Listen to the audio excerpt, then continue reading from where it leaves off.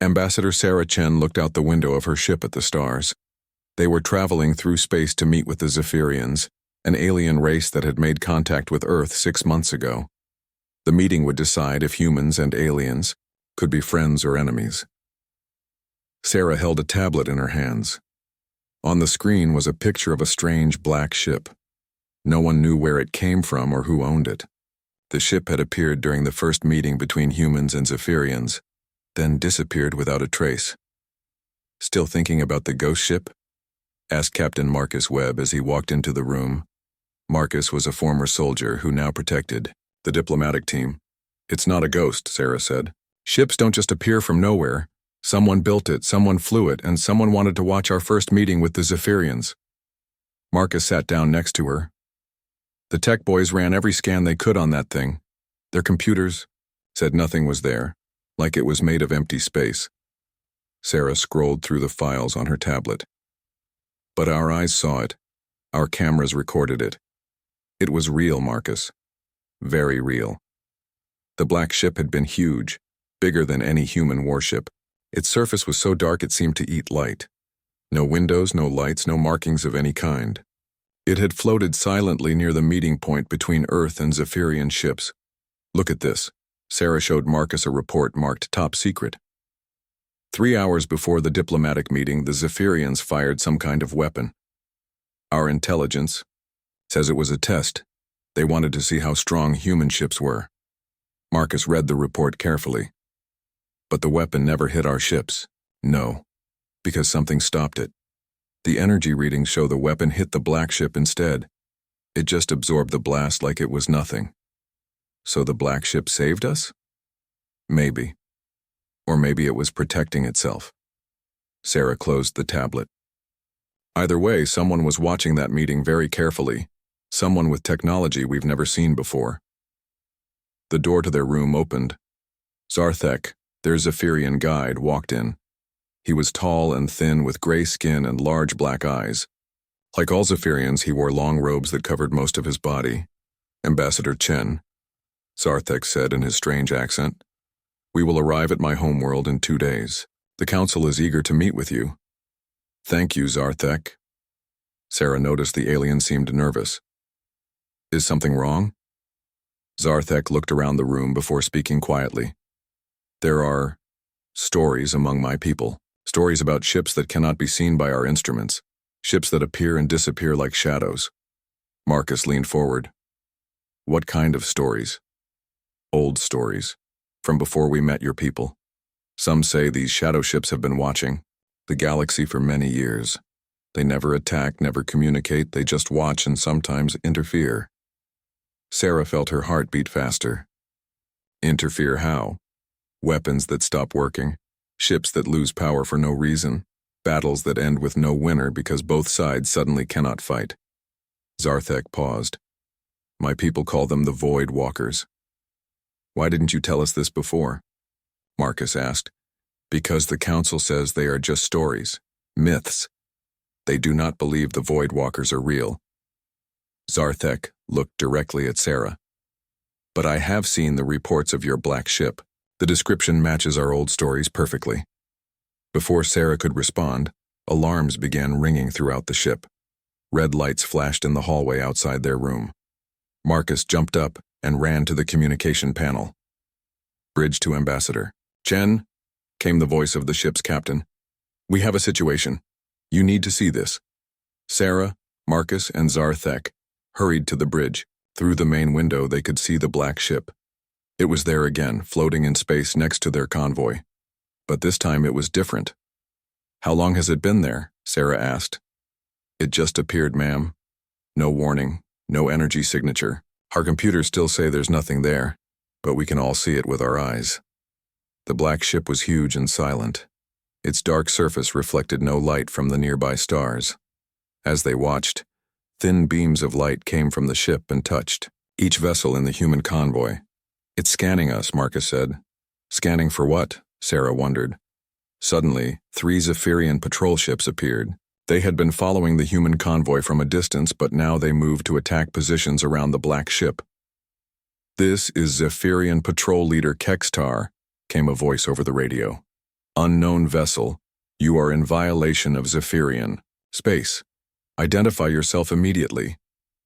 The black ship did not respond. The Zephyrian ships moved closer, their weapons charging with bright energy. They're going to fire, Marcus said. Wait, Zarthek whispered. Something is happening. The black ship began to change. Its surface seemed to ripple like water. Then, words appeared on its hull in glowing letters. But they were not Zephyrian words or any alien language. They were written in perfect English.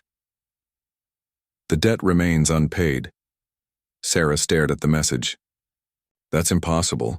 How do they know our language? The Zephyrian ships fired their weapons. Bright beams of energy shot toward the black ship, but the beams passed right through it as if the ship was made of smoke. The black ship remained untouched.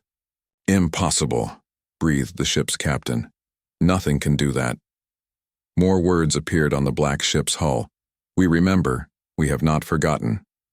Then, as quickly as it had appeared, the black ship vanished.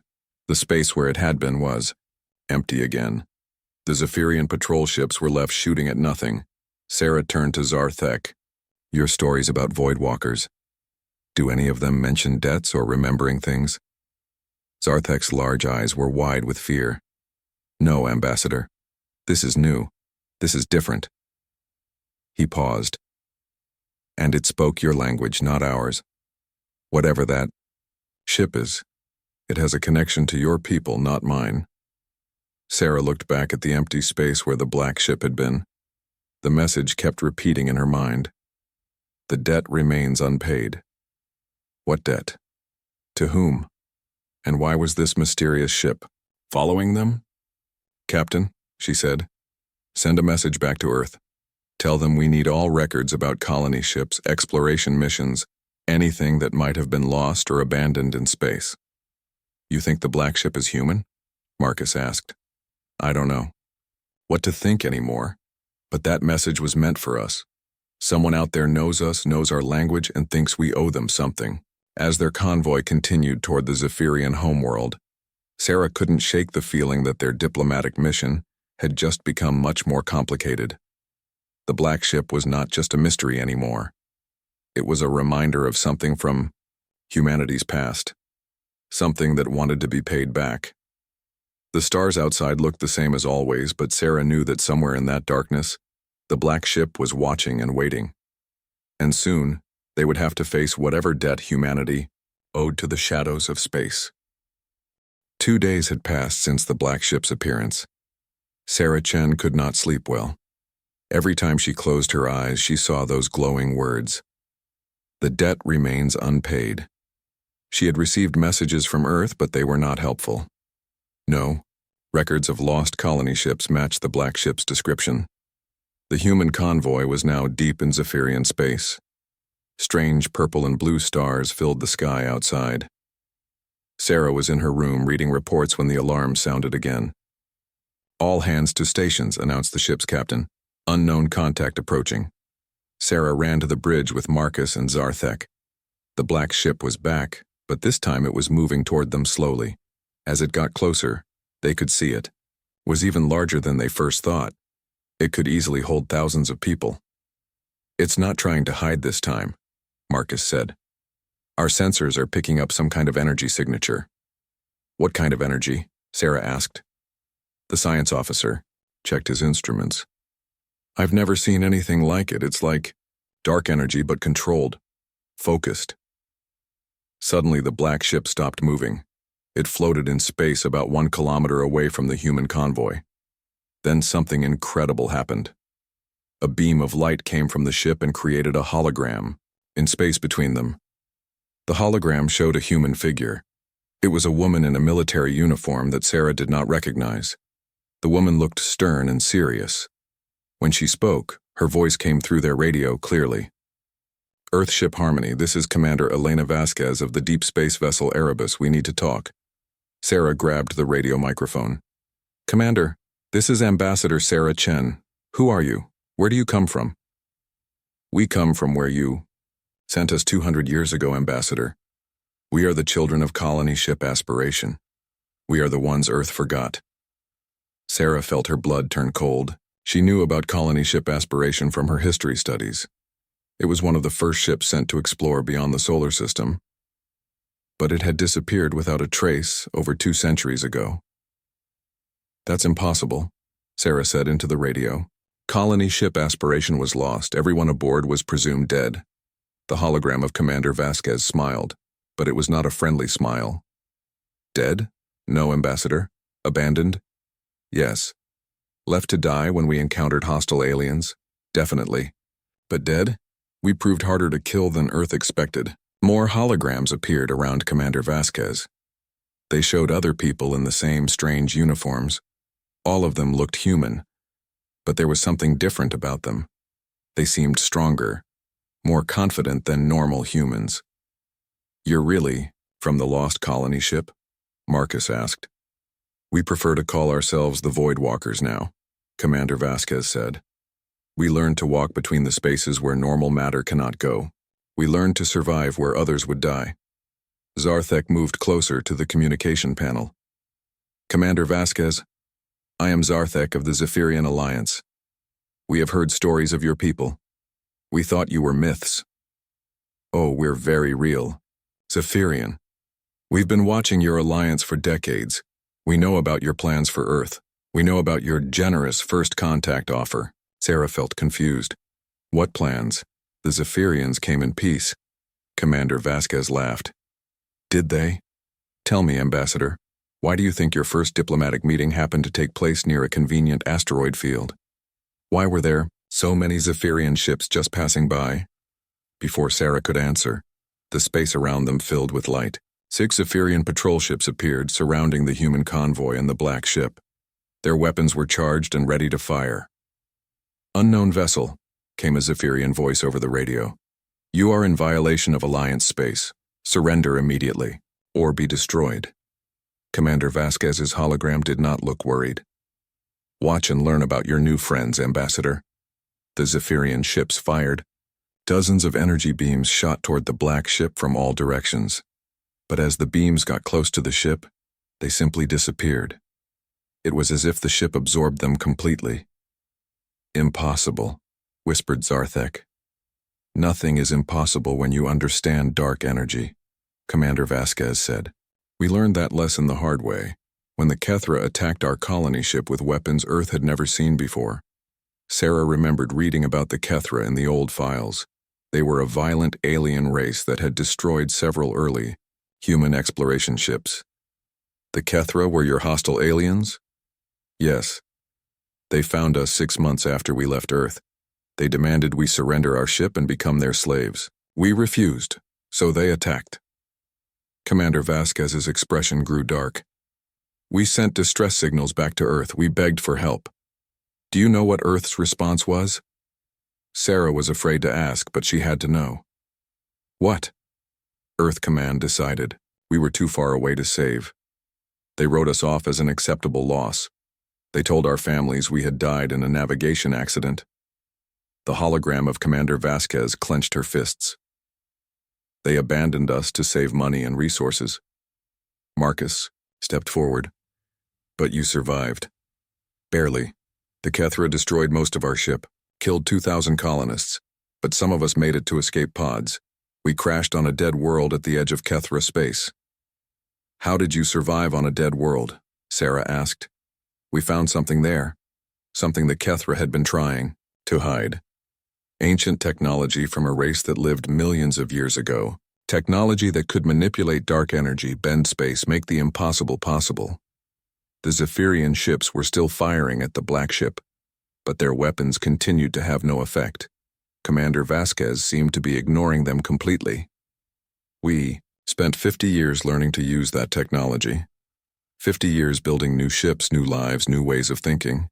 We became something more than human, but we never forgot who we were or where we came from. And now you want revenge on Earth?" Marcus asked. "Revenge?" Commander Vasquez shook her head. "No, Captain. We want what we were promised. We want recognition. We want the debt paid." "What debt exactly?" Sarah asked. 2,000 lives, Ambassador. 2,000 people who died because Earth wouldn't send help.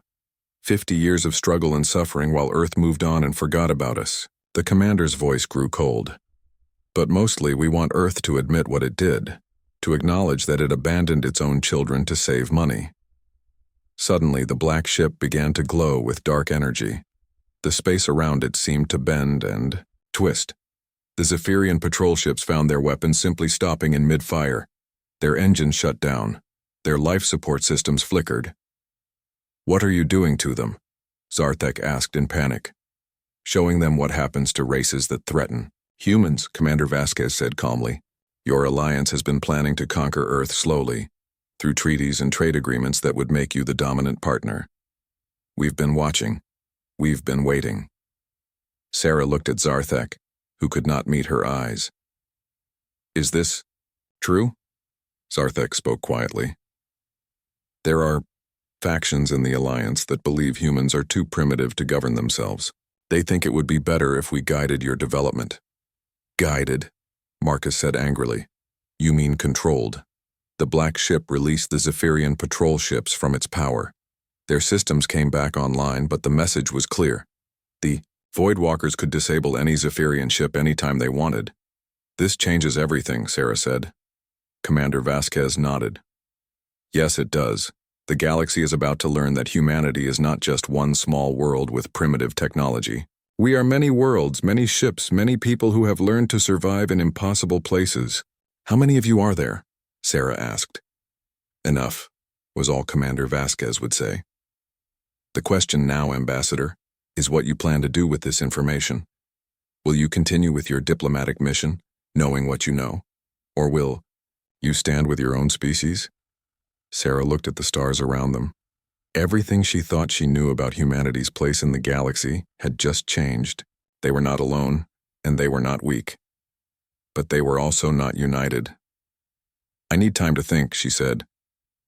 "Time is something we have plenty of," Commander Vasquez replied. "We've been patient for 200 years. We can wait a little longer, but not forever." The hologram disappeared and the black ship faded from view once again. Sarah was left with more questions than answers, and a choice that would determine the future of humanity among the stars. Sarah Chen stood in the shuttle bay of her ship, waiting. Commander Vasquez had agreed to let a small human team visit the black ship. Sarah insisted on going herself, along with Marcus and 2 other diplomats. Zarthek wanted to come too, but the Voidwalkers had refused to allow any aliens aboard their vessel. "Are you sure about this?" Marcus asked as they prepared to board their shuttle. "No," Sarah admitted, "but we need answers, and the only way to get them is to see their ship for ourselves." The shuttle flight to the black ship was short but strange. As they got closer, their instruments stopped working properly. The shuttle's computer kept saying there was nothing ahead of them, even though they could clearly see the massive dark hull growing larger outside their windows. "It's like the ship exists in a different kind of space," said Dr. Kim, one of the diplomats. "Our technology can't understand it." When they reached the black ship, a section of its hull simply opened like a mouth. There was no airlock, no docking, tube. The shuttle flew directly into a large bay inside the ship.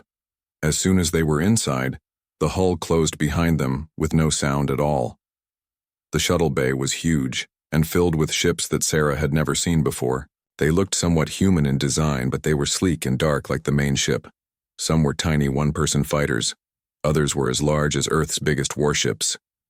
"Welcome aboard the Erebus," came Commander Vasquez's voice through their radio. "Please exit your shuttle and follow the blue lights on the floor." They stepped out of the shuttle and immediately noticed something strange. The gravity felt normal, and they could breathe the air without suits. But the walls, floor, and ceiling were all made of the same dark material as the ship's hull. It seemed to absorb light while somehow still letting them see. Blue lights appeared on the floor, creating a path for them to follow. As they walked through the corridors, they saw other people. These were the descendants of the original colonists, and they looked almost normal. Almost, but not quite. Their eyes were slightly larger than normal humans. Their skin had a pale, almost translucent quality. They moved with a confidence that seemed unnatural, as if they knew secrets that others did not. They've adapted, Dr. Kim whispered. 200 years of living in different conditions has changed them. The blue lights led them to a large room with windows that showed the stars outside. Commander Elena Vasquez was waiting for them. In person, she was taller than Sarah expected, with silver hair and those same large, knowing eyes. Ambassador Chen, she said, extending her hand. Welcome to humanity's true home among the stars. Sarah shook her hand, noticing that Vasquez's grip was very strong. Commander, thank you for allowing us aboard. Your ship is impressive. Impressive? Vasquez smiled. This ship can phase between dimensions, manipulate dark energy, and travel faster than light without using normal space.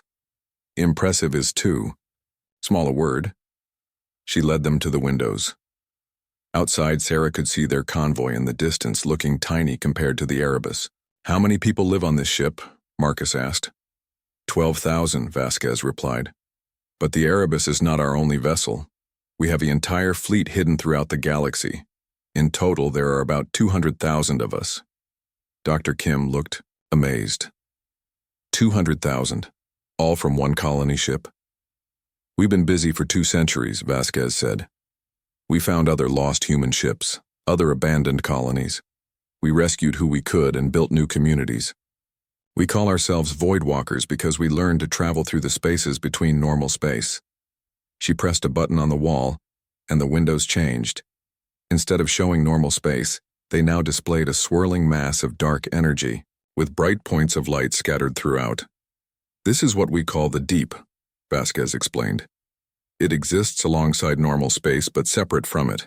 We can enter the Deep and travel vast distances in moments. From here we can watch everything that happens in the galaxy. And you've been watching Earth? Sarah asked. Every day for the last 100 years. We've watched Earth grow stronger, build better ships, reach out to other worlds.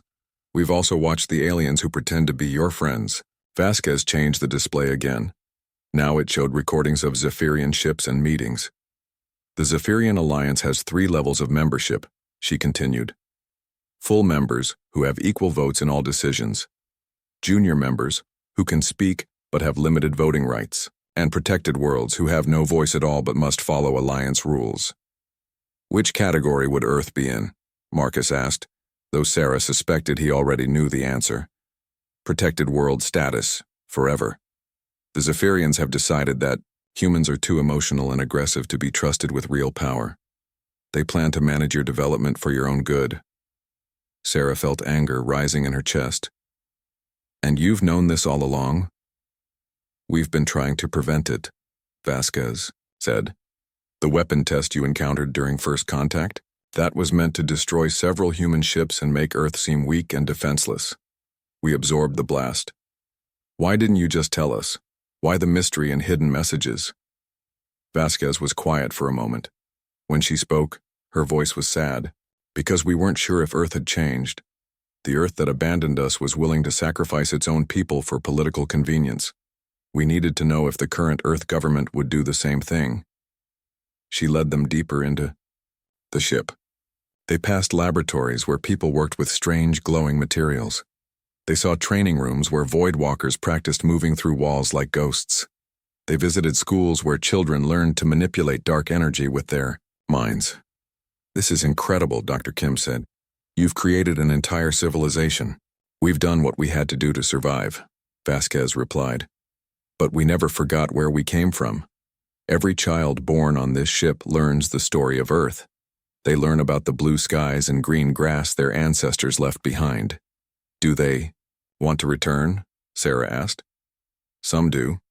Others have made lives here that they don't want to leave. But all of them want Earth to acknowledge what happened to their families. They reached the ship's main control room. It was unlike anything Sarah had ever seen. Instead of computers and screens, there were crystal formations that glowed with inner light. People touched the crystals and information appeared in the air as holograms. How does it work? Marcus asked. The crystals are grown from materials we found on the ancient world. They respond to thought and intention. Our people have learned to interface with them directly. Vasquez touched one of the crystals and suddenly Sarah could feel something in her mind. Images and memories that were not her own, flashed through her thoughts. She saw the colony ship Aspiration as it had been 200 years ago. She felt the terror of the colonists when the Kethra attacked. She experienced the despair they felt when Earth refused to send help. But she also felt something else. Hope, determination, the incredible strength of will that had kept these people alive for 2 centuries of struggle. "Now you understand," Vasquez said, removing her hand from the crystal. The alien memories faded from Sarah's mind. "I understand that Earth made a terrible mistake," Sarah said, "but that was 200 years ago. The people who made that decision are long dead. The decision is dead. The consequences are still alive." Vasquez gestured around the control room. "We are the consequences. We are what Earth created when it chose politics over people." "What do you want from us now?" Marcus asked. "Recognition, an official apology from Earth's government, and a promise that Earth will never abandon its people again, no matter how far they travel or how dangerous their situation becomes. And if Earth agrees to this, then we will reveal ourselves officially. We will share our technology. We will stand beside Earth as it takes its place in the galaxy."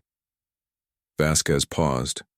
"But if Earth refuses, or if Earth tries to make deals behind our backs with the Zephyrians, then we will act to protect human interests with or without Earth's approval." Sarah looked around the control room at the crystal interfaces and the people who used them. These Void Walkers had power that Earth could barely imagine. They could be incredible allies or terrible enemies. "I'll need to discuss this with my government," she said. "Of course. But remember, Ambassador, the galaxy is watching this situation carefully. Other alien races have heard rumors about human ghost ships with impossible technology. They're wondering if humans are really as primitive as they appear." "What other alien races?" Vasquez smiled. "That's a conversation for another day. For now, you should return to your ship. You have a diplomatic mission to complete and decisions to make." As they prepared to leave the Erebus, Sarah realized that everything had changed. Earth was not entering the galactic community as a single, weak world seeking protection. They were revealing themselves as part of a larger, stronger human civilization that had been hiding in the shadows for centuries. The question was whether Earth's leaders would be wise enough to accept this gift or proud enough to reject it and face the galaxy alone. The Zephyrian capital world was beautiful in a strange way. Purple and silver cities floated in the sky above pink oceans. 3 small suns gave everything a warm, colored light that changed throughout the day. But Sarah Chen could not enjoy the beauty. Her mind was focused on the difficult meeting ahead. The treaty negotiations were being held in the Grand Assembly, a massive building that seemed to be made of crystal and light. Representatives from dozens of alien species had come to watch the historic agreement between humans and Zephyrians. Sarah sat at a long table with her diplomatic team. Across from her were 5 high-ranking Zephyrians in elaborate robes. At the head of the table sat High Chancellor Morden, the leader of the Zephyrian Alliance. "Ambassador Chen," High Chancellor Mordoon said in his deep voice, "we are pleased to welcome humanity into the galactic community. The treaty we have prepared will ensure Earth's protection and guidance as your species learns to navigate the complexities of interstellar relations." Sarah looked down at the treaty document on her tablet. After her visit to the Erebus, she could see the traps hidden in the diplomatic language. Earth would be protected, but it would also be controlled. Every major decision would require Zephyrian approval. "High Chancellor," Sarah said carefully, "before we sign anything, I think there are some things we need to discuss honestly." "Of course, Ambassador. What concerns you?" Sarah touched a control on her tablet. The large screen behind her showed recordings that the Voidwalkers had given her. They displayed Zephyrian ships conducting weapons tests near human space. "We know about the attack on our ships during first contact," Sarah said. "We know it was a deliberate test to see how weak we were." The Zephyrians around the table looked uncomfortable. High Chancellor Mordun's large eyes narrowed. "Ambassador, I think there has been some misunderstanding. Those were routine military exercises." "No," Sarah interrupted. "They were attempts to destroy human vessels so Earth would seem helpless and desperate for protection." Zarthek, who had been sitting quietly with the other Zephyrians, suddenly spoke up. "She speaks the truth, High Chancellor. I have seen the classified reports." The other Zephyrians stared at Zarthek in shock. By admitting this, he was ending his career and possibly facing exile from his own people. High Chancellor Morden stood up slowly. "Even if this were true, it changes nothing. Humanity needs our guidance. Your species is young and dangerous. Left alone, you will likely destroy yourselves or become a threat to others." "Dangerous?" Sarah asked.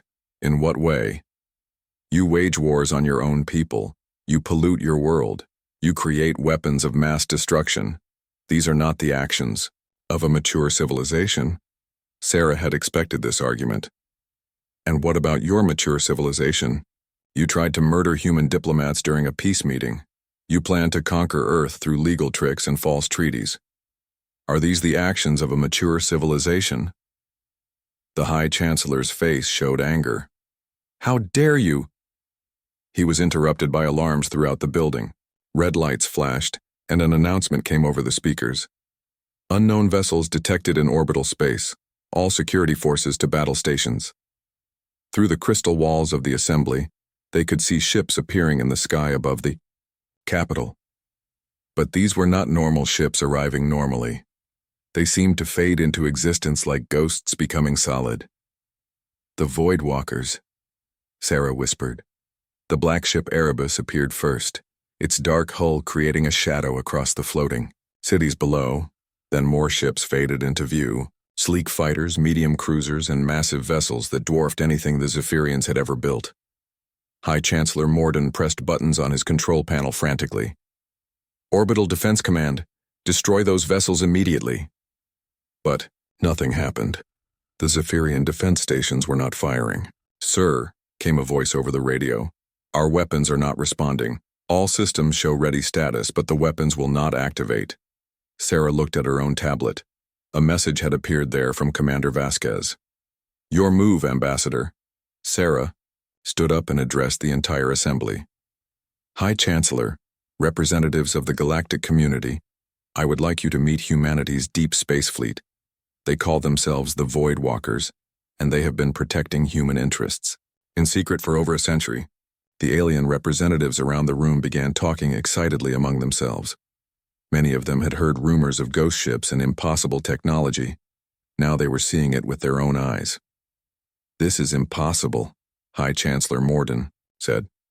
"Humans do not have this level of technology." "Earth doesn't," Sarah agreed. "But humanity is bigger than just Earth. We have been exploring the galaxy longer than you know, and we have learned things that your alliance has never discovered." More ships appeared in orbit. Sarah counted at least 50 vessels, and she suspected there were more that remained invisible. The message was clear. Humanity was not a weak species begging for protection. A new voice came through the assembly speakers. It was Commander Vasquez, broadcasting from the Erebus. "Zephyrian Alliance, this is Commander Elena Vasquez of the Human Deep Space Fleet. We have been monitoring your treatment of our homeworld. We are not impressed." High Chancellor Morden tried to regain control of the situation.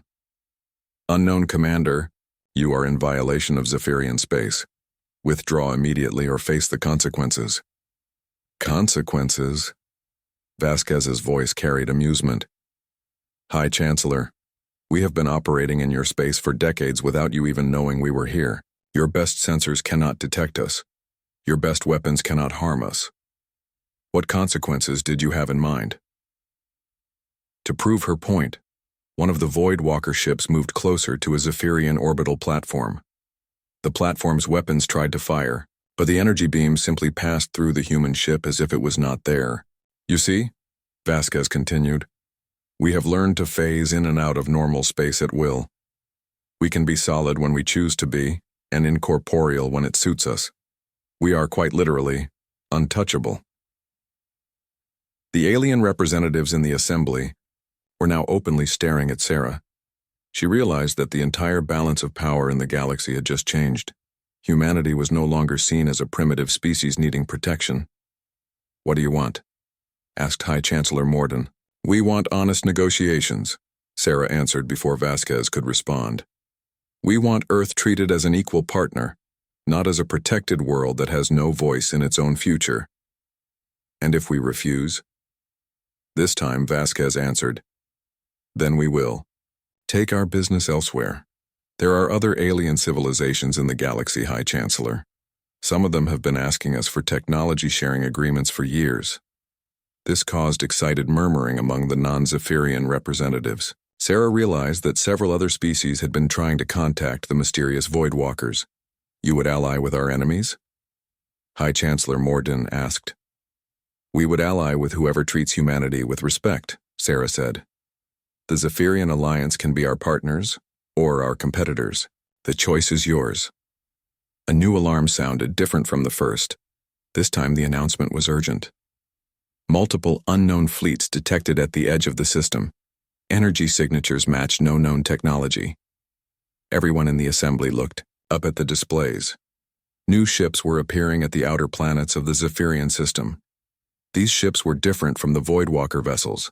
They were larger, stranger, and clearly belonged to species that no one recognized. "Who are they?" High Chancellor Morden demanded.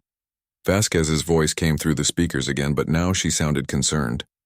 "Those are deep space explorers from the Galactic Rim. Word has traveled fast about human technology. It seems everyone wants to meet us."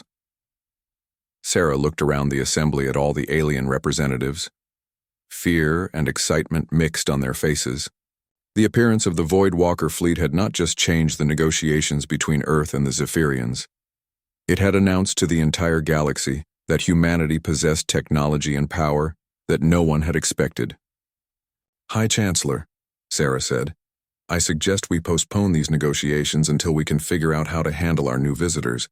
This situation has become much bigger than just a treaty between our two species." As if to emphasize her point, another fleet of unknown ships appeared near the planet's third moon. The Zephyrian system was becoming very crowded very quickly. High Chancellor Morden looked at the displays showing all the unknown fleets surrounding his homeworld. His expression had changed from anger to worry. "Yes," he said quietly. "I think postponement would be wise. It appears that humanity's arrival in galactic politics is going to be much more complicated than any of us expected." Sarah nodded. The simple diplomatic mission to sign a protection treaty had become something entirely different. Humanity was no longer asking to join the galactic community. They were announcing that they had always been part of it, and now everyone would have to adjust to that new reality. The neutral space station where the emergency council meeting was being held looked tiny compared to all the ships surrounding it. Sarah Chen had never seen so many different alien species in one place. Representatives from 12 different civilizations floated, walked, or moved in ways that had no names through the station's corridors. The crisis had grown beyond anyone's expectations. Within a week of the Voidwalker fleet's appearance at the Zephyrian homeworld, word had spread across the galaxy. Everyone wanted to know about humanity's secret technology. Some wanted to trade for it. Others wanted to steal it. A few wanted to destroy it before it could upset the balance of power that had existed for centuries.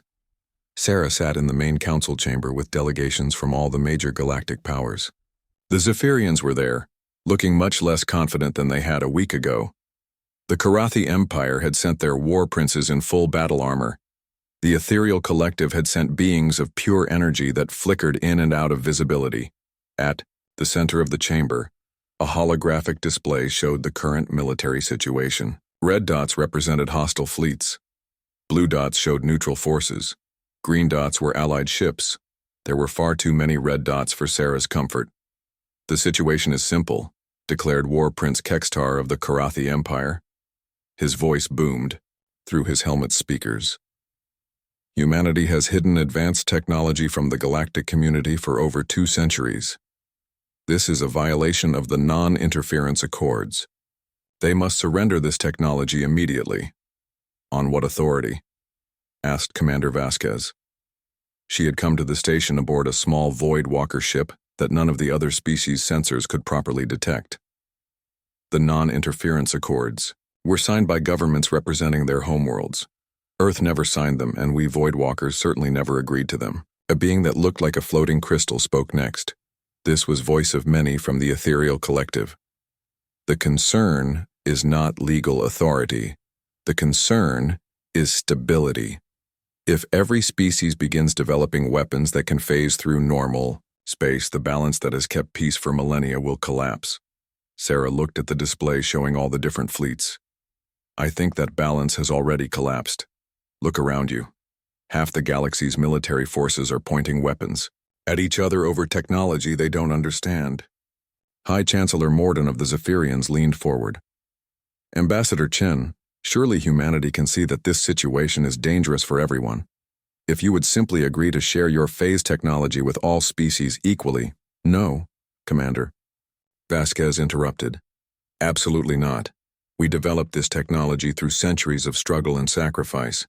We won't just hand it over to governments that might use it to conquer others. Then what do you propose? Asked another delegate. This was Hive speaker Zakth from the Insectoid Union. Its translator made its buzzing sounds into understandable words. Our species cannot coexist if some have ultimate weapons and others do not. Sarah had been thinking about this problem for days. What if we create a new kind of treaty? Not one where stronger species protect weaker ones, but one where all species agree to certain limits on weapons development?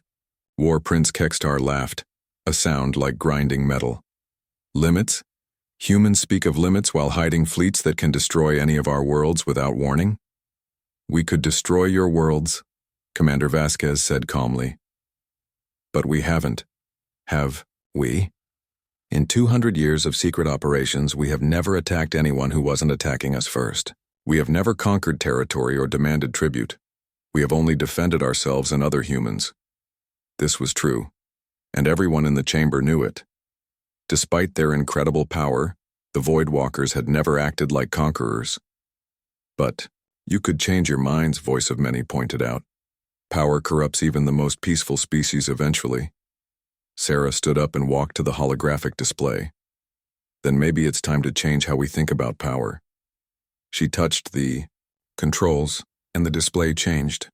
Instead of showing military positions, it now showed trade routes, resource flows, and communication networks that connected all the different species. Look at this, she said. We're all connected. What affects one species affects all of us. The Zephyrians need rare minerals that only the Karathi worlds produce. The Karathi need manufactured goods from ethereal factories. Everyone benefits when trade flows freely and safely. Your point? Asked Hive speaker Zakath. My point is that we don't need to threaten each other to get what we want. We can work together. Sarah looked around the chamber at all the different aliens. What if instead of trying to control each other's weapons, we focused on protecting each other's interests? Commander Vasquez nodded slowly.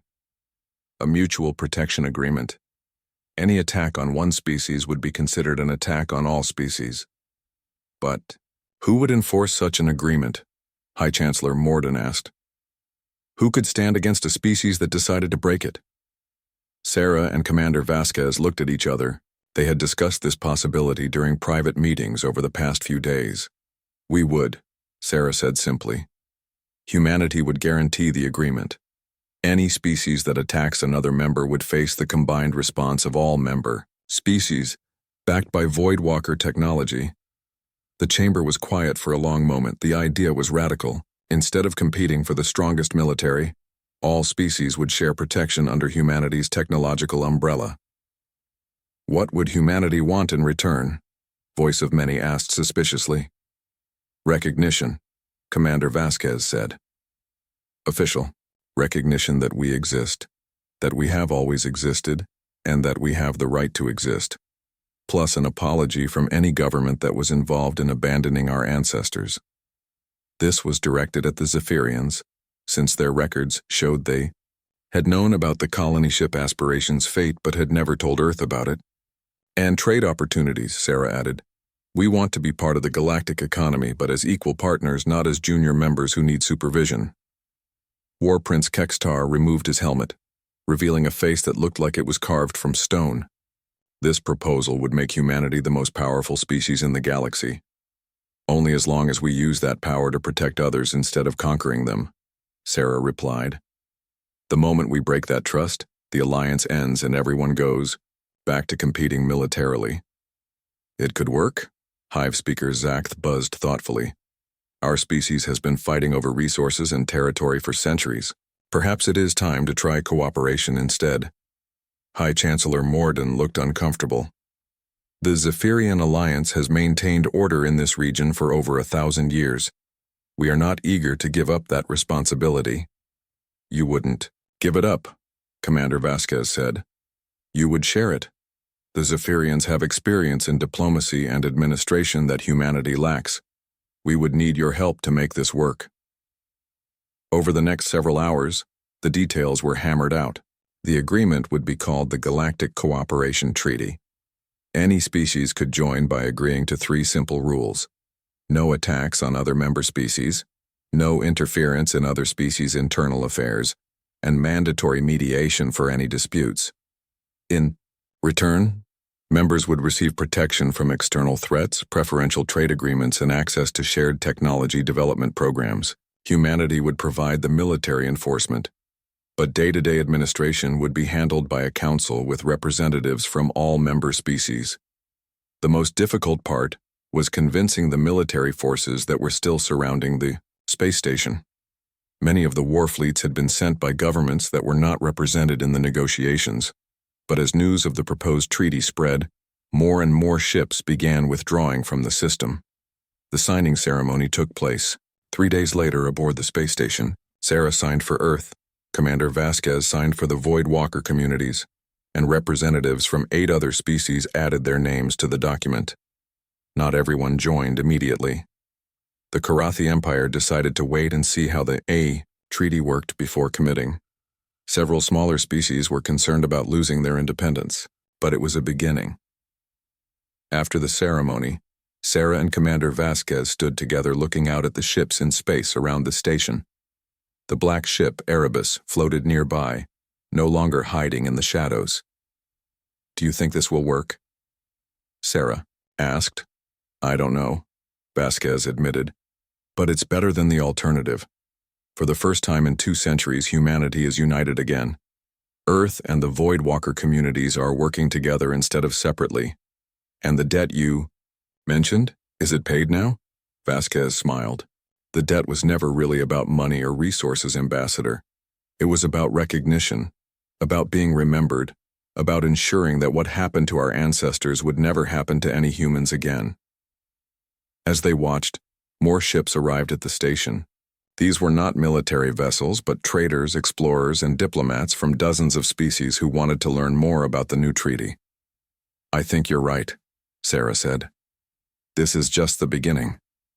The black ship Erebus began moving away from the station, followed by several other Void Walker vessels. But instead of disappearing as they usually did, they remained visible as they headed toward unexplored regions of the galaxy. Where are they going? Sarah asked.